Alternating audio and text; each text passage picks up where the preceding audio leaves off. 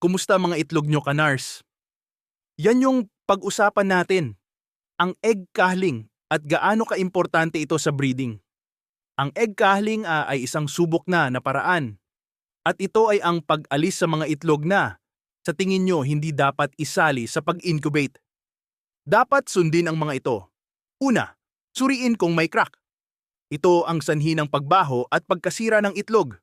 Sunod ay ang pagsuri ng itsura. Kung ito'y pahaba, deform, or sobrang bilog, dapat itapon na rin ito. At ang huli ay timbangin.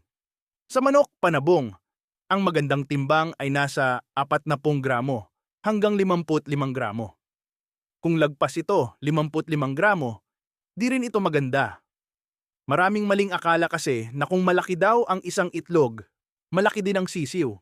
Pero ayon sa ating bolang kristal, mas matagal mag-develop ang malaking itlog kasi kailangan nito ng mas matagal na init. Kaya kadalasan, hindi ito ma-hatch, hindi fully develop ang sisiw at diferensyado. Kung gusto nyo, quality over quantity. Huwag maghinayang magkahling. Kaya mga kanars, suriin na mga itlog nyo at mag-comment kung bakit hindi ito pantay.